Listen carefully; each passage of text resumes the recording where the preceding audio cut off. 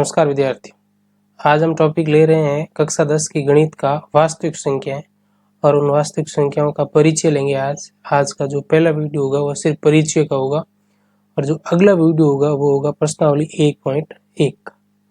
तो आज हम प्रश्नावली नंबर 1 वास्तविक संख्याएं और उनका हम परिचय ले रहे हैं। परिचय में 8-10 परिभाषा आपको याद रखनी चाहिए। सबसे पहली है प्राकृत संख्या। प्राकृत संख्या किसे कहते हैं? जो संख्या 1 से शुरू होकर अनंत तक जाती हैं उसे हम प्राकृत संख्या कहते हैं। जो संख्या कहाँ से शुरू होती है? 1 से, और 1 से शुरू होने वाली संख्या प्राकृत संख्या कहलाती है। दूसरी पूर्ण संख्या। प्राकृत संख्या 1 से शुरू होती है, वहीं पूर्ण संख्या 0 से शुरू होती है। इन दोनों में यही अंतर है कि एक प्राकृत संख्या होगी और एक पूर्ण संख्या होगी। बस पूर्ण संख्या 0 से शुरू होगी और प्राकृत संख्या 1 से शुरू होगी। तीसरी पूर्णांक संख्या। पूर्णांक संख्या धनात्मक और ऋणात्मक दोनों संख्या होगी। 0 के दाईं ओर हमेशा धनात्मक संख्या चलेगी और 0 के बाईं ओर हमेशा ऋणात्मक संख्या चलेगी। तो इसकी परिभाषा हो जाएगी कि जो संख्या 0 से धनात्मक और ऋणात्मक अनंत दूरी तय करती हैं, जिसमें 0 भी शामिल होता है, वो पूर्णांक संख्या कहलाती है। अगली है परिमेय संख्या। परिमेय संख्या किसे कहते हैं? जिसे हम P/Q के रूप में व्यक्त कर सकते हैं, उसे हम परिमेय संख्या कहते हैं।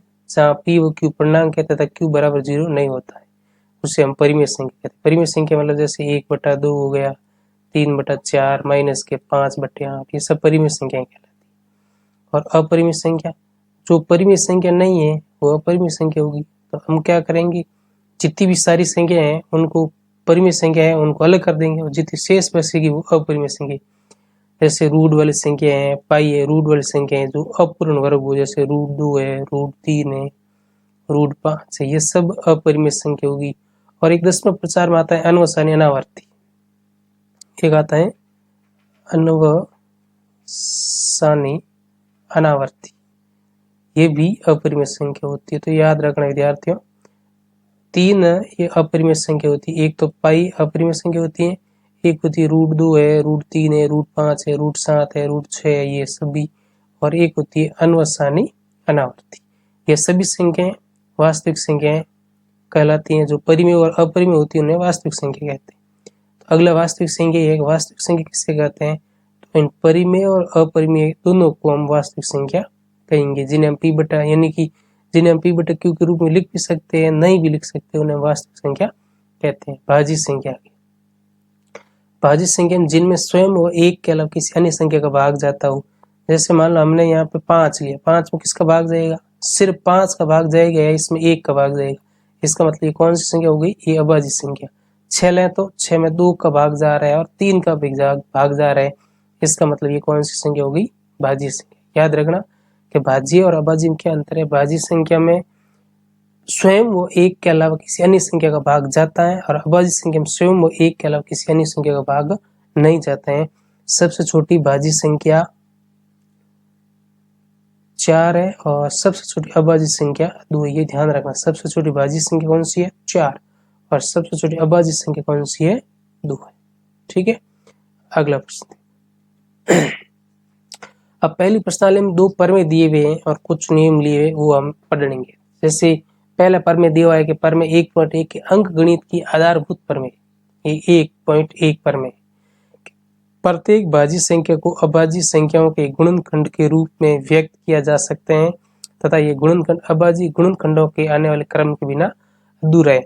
प्रत्येक भाज्य संख्या का मतलब होगा कोई भी संख्या ले लो जिसमें किसी अन्य संख्या का भाग जाता हो। जैसे मैंने 20 ले लिया, अब 20 में देखो 2 का भाग जा रहा है 10 बार, इसमें 2 का भाग जा रहा है 5 बार और इसमें 5 का भाग जाएगा 1 बार।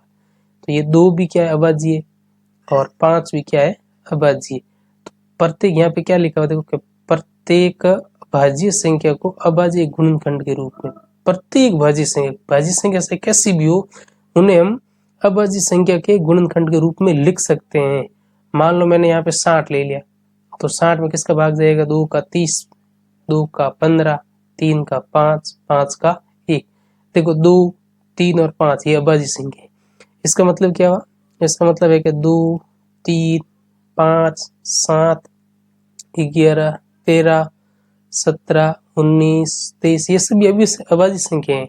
ये संख्या याद होनी चाहिए।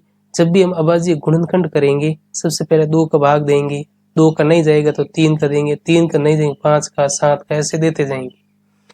तो अभाज्य गुणनखंड करेंगे तो सिर्फ अभाज्य संख्याओं काम में आएगी, सिर्फ अभाज्य संख्या ही काम में आएगी, बाकी कोई संख्या काम में नहीं आएगी।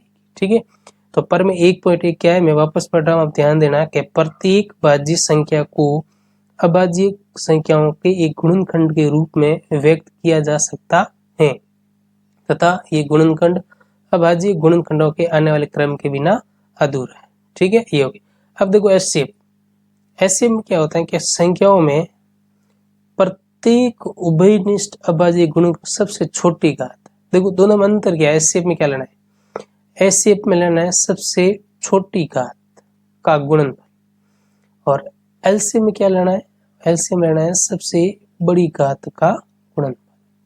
बस दोनों में यही अंतर है। एक ध्यान यह रखना है कि एचसीएफ में प्रत्येक उभयनिष्ठ अभाज्य गुण, उभयनिष्ठ का मतलब होगी जो कॉमन है, जैसे ऐसे दो संख्याओं का हमने एचसीएफ निकालना है तो दोनों संख्याओं में कॉमन वो संख्या होनी चाहिए तो ही हमें एचसीएफ मिलेगा, नहीं तो एचसीएफ नहीं मिलेगा। और एलसीएम क्या होता है कि संख्याओं में संबंध प्रत्येक अभाज्य संख्या की सबसे बड़ी, एलसीएम और एचसीएम अंतर यही है कि इसमें बड़ी घात लेते हैं और इसमें छोटी घात लेते हैं। बड़ी घात लेने के साथ साथ में शेष सारी संख्याओं को भी लेते हैं। कैसे लेते हैं हम अगले पेज में आपको समझेंगे।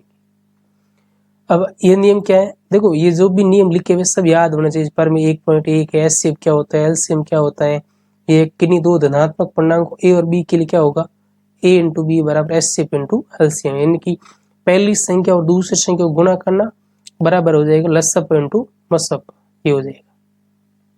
अब प्रमेय देखो 1.2 कि मान लीजिए p एक अभाज्य संख्या है, यदि p a स्कोर को विभाजित करती है तो p a को भी विभाजित करेगी, जहां a एक धनात्मक पूर्णांक है। इस प्रश्न, ये इनके बहुत सारे प्रश्न आए हुए हैं, इन सभी प्रश्नों को हम अगले वीडियो में कवर करेंगे। ये प्रमेय बीच में आ गए इसलिए मैंने लिख दिया, लेकिन इस प्रमेय को हम अगले वीडियो में बहुत शानदार तरीके से समझेंगे। ठीक है, अब देखो अगला है कि एक परिमेय संख्या और एक अपरिमेय संख्या का योग अंतर। अपरिमेय संख्या होती है, ये भी याद रखने की बात है कि एक परिमेय संख्या है और एक अपरिमेय संख्या है, इनको हम जोड़ेंगे या घटाएंगे, उत्तर अपरिमेय संख्या आएगा। जैसे मान लो दो परिमेय संख्या है, दो परिमेय संख्या है और √3 क्या है, अपरिमेय संख्या, हम इनका टोटल योग क्या आ गया, अपरिमेय। तो ये प्रश्न यही बता रहे हैं कि अगर एक परिमेय संख्या है और एक अपरिमेय संख्या है तो अंतिम उत्तर अपरिमेय संख्या होगा। इसी प्रकार इसमें देखो शून्येतर, शून्येतर का मतलब होता है शून्य के अलावा जीरो जिसमें शामिल नहीं है। परिमेय संख्या और एक अपरिमेय संख्या का गुणनफल या भागफल एक अपरिमेय संख्या होता है। यानी अब हम जोड़ेंगे, एक परिमेय संख्या में एक अपरिमेय संख्या जोड़ो, एक परिमेय संख्या में से एक अपरिमेय संख्या घटाओ, एक परिमेय संख्या को गुणा करो और एक परिमेय संख्या को भाग दो, उत्तर हमेशा अपरिमेय संख्या ही आएगा। बस ये ध्यान रखना है कि जीरो भाग में और गुणे में जीरो नहीं आना चाहिए, बस। ठीक है, अब देखो कुछ उदाहरण ले लेते हैं इसके एचसीएफ और एलसीएम के। एचसीएफ और एलसीएम निकाल, देखो 96 और 404 का मैं एलसीएम निकाल के आपको बताता हूँ। देखो 96, 96, इसमें देखो 2 का भाग देंगे, मैंने आपको पहले ही बता दिया था कि किस किस का भाग देना, एक तो 2 का देना, एक 3 का, 5 का, 7 का, 11 का, 13 का, 17 का, 19 का और 23 का। बहुत सारी होती हैं, 23 के बारे में 29 है, 31 है, 37 संख्या आ रही हैं, 100 तक 25 अभाज्य संख्या सभी आ रही हैं। तो हम क्या करेंगे, पहले 2 का देख कर देखेंगे, फिर 3 का, फिर 5 का, ऐसे देंगे। इन संख्याओं में सिर्फ अभाज्य संख्याओं का ही भाग जाएगा, यह ध्यान रखना। अब देखो 2 का भाग 96 में कितनी बार जा रहे हैं, 48 बार जा रहे हैं, और इसमें 2 का भाग कितनी बार जा रहे हैं, 24 बार जा रहे हैं। इसमें 2 का भाग कितनी बार जा रहे हैं, 12 बार। इसमें 2 का भाग कितनी बार जा रहा है, 6 बार। इसमें 2 का भाग 3 बार और 3 का भाग इसमें जा रहा है 1 बार। अब देखो इसमें 2 कितनी बार आए, 2 आए, 1 2 3 4 और 5 बार। तो 2 की घात कितनी हो गई, 5, और 3 कितनी बार है, 1 बार।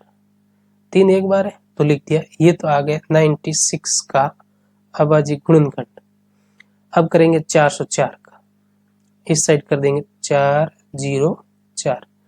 2 का भाग 4 4 में 202 बार, 2 का भाग 101 बार, और 101 अभाज्य संख्या है, इसमें 101 ही जाएगा एक बार। अब देखो 404 का क्या आ गया, 404, 2 की घात 2 आ गई और 101। अभी मैंने बताया देखो पहले एचसीएफ निकालना है, एलसीएम, पहले चलो एचसीएफ निकाल देते हैं। एचसीएफ में कॉमन आने चाहिए, देखो 2 इधर आ रहा है, 2 इधर बिल्कुल कॉमन आ रहा है, 3 इधर है लेकिन 3 इधर नहीं है तो कॉमन नहीं, 101 इधर है इधर नहीं है, ठीक है। सिर्फ कॉमन क्या आ रहा है, 2 कॉमन आ रहा है, इधर भी 2 आ रहा है इधर भी 2 आ रहा है, ठीक है। हम क्या करेंगे, इधर 2 ले लें, लेकिन घात कौन सी लें, 2 की घात 2 लें या 2 की घात 5 लें, 2 की घात कौन सी लें, 2 लें या 5 लें, 1 मिनट में बता देता हूँ। अब देखो इसमें हम क्या करते हैं, 2 की घात 2 और 2 की घात 5, तो 2 की घात हम कौन सी लेंगे, 2 की घात 2 लेंगे। एचसीएफ की आपको परिभाषा ध्यान में होनी चाहिए कि एचसीएफ में जो सबसे छोटी घात होती है वो एचसीएफ में आती है, बड़ी घात होती है तो एलसीएम में आएगी। तो 2 की घात 2 का मतलब हो गया 2 दूनी 4, 2 को 2 बार लिखेंगे 4। अब इसी प्रकार एलसीएम देखो, एलसीएम में क्या करना है, कॉमन आया वो तो लेना ही है लेकिन इसमें बड़ी घात लेनी है, तो 2 की घात हम कौन सी ले लेंगे, 5, और जो कॉमन नहीं है उन सब को लेना, तो 3 को भी ले लेंगे और 101 को। 2 की घात 5 का मतलब हो गया 32, 32 को 3 से करेंगे 96, 96 को 101 से करेंगे तो 9696, ये आ गया ऐसे, ठीक है। अब देखो एक उदाहरण और दिया हुआ इसमें, पहले हम 6 का अभाज्य गुणनखंड करेंगे, 2 का भाग 3 बार, 3 का भाग 1 बार, फिर 72, 2 का भाग 36 बार, 2 का भाग 18 बार, 2 का भाग 9 बार, 9 में हम 3 का भाग देंगे, 2 का भाग इसमें 9 बार, इसमें हम 3 का भाग देंगे 3 बार, 3 का 1 बार। अब 120 का करेंगे, 2 का भाग 60 बार, 2 का भाग 30 बार, 2 का भाग 15 बार, 3 का भाग 5 बार और 5 का भाग 1 बार। ये इसके गुणनखंड हो गए। अब देखो 6 के कितने गुणनखंड हुए, इस तरफ में यहाँ पे लिख दूंगा। 6 का आया कि 2 की घात 1 और 3 की घात भी 1। अब 72 के बताओ, 72 के 2 की घात 3 और 3 की घात 2। अब 120 के बताओ, 120 में देखो 2 की घात 3 और 3 की घात 1 और 5 का 1। पहले हम इसका एचसीएफ निकाल देते हैं। एचसीएफ में कॉमन आए उसको लेना है, कॉमन इसमें 2 भी आ रहे हैं 3 भी आ रहे हैं, 2 और 3 दोनों ले लेंगे। अब 2 की घात कौन से लेंगे, जो छोटी घात है, छोटी घात 1 है इसकी देखो, और 3 की घात छोटी है 1, वो लेंगे, यानी 2 की घात 1 ले लिया और 3 की घात 1 ले लिया, 2 3 6। एचसीएफ कितना आ गया, 6। अब निकालेंगे एलसीएम, यहाँ पे मैं लिख देता हूँ एल सी और एम। एलसीएम में जो घात कॉमन आए उनको तो लेना ही है, जैसे 2 और 3 कॉमन आ रहे। अब इसकी बड़ी घात लेनी है, बड़ी घात इसकी तो 3 आ रही है और इसकी बड़ी घात 2 आ रही है। शेष क्या बच रहा है, शेष बच रहा है 5, तो 5 इसके साथ में। 2 की घात 3 का मतलब 8 हो गई, 3 की घात 2 का मतलब 9 हो गई और यहाँ पे 5, 8 9 72, 72 को 5 से करेंगे 360। ठीक है दोस्तों, एक दो उदाहरण और करते हैं। देखो अब जैसे कोई संख्या ले लेते हैं अपन, मान लो संख्या ले ली 60 और 80। अब इसका एचसीएफ और एलसीएम दोनों निकालना है, तो 60 का हम यहाँ पर अभाज्य गुणनखंड करेंगे। 2 का भाग इसमें 30 बार जा रहे हैं, 2 का भाग 15 बार जा रहा है, 3 का भाग 5 बार जा रहे और 5 का भाग 1 बार जा रहे। इसी प्रकार इसमें करेंगे 80 का, 2 का भाग 40 बार जा रहे, 2 का भाग 20 बार जा रहे, 2 का भाग 10 बार जा रहे, 2 का भाग 5 और 5 का भाग 1। अब देखो 60 में क्या क्या गुणनखंड बने, 2 की घात 2, 3 की घात 1 और 5 की घात 1। 80 में देखो 2 की घात है 4 और 5 की घात 1। तो पहले मैं एचसीएफ निकाल देता हूँ। एचसीएफ में देखो जो कॉमन आए उसको लेना है, इसमें कॉमन आ रहे 2 और 5 और इनकी छोटी घात, 2 में छोटी घात 2 की घात 2 है और 5 में छोटी घात 5 की घात 1 है, तो ये लेना। 2 की घात 2 का मतलब 4, 4 को 5 से गुणेंगे 20। अब एलसीएम देखो, एलसीएम जो कॉमन है उनको तो लेना ही है, और जो कॉमन नहीं आए उनको भी लेना है। कॉमन आए वो बड़ी घात 3 की घात है, 5 घात 1 ही है, हो गए। 2 की घात 4 का मतलब 16, 16 को 3 से 48, 48 को 2 से कर तो 240, ये इसका उत्तर है। धन्यवाद दोस्तों। अगला वीडियो आएगा प्रश्नावली 1.1 के जो 7 क्वेश्चन है उसके लिए, ठीक है। तब तक के लिए इस वीडियो को आप अच्छी तरह से देख लीजिए। धन्यवाद दोस्तों।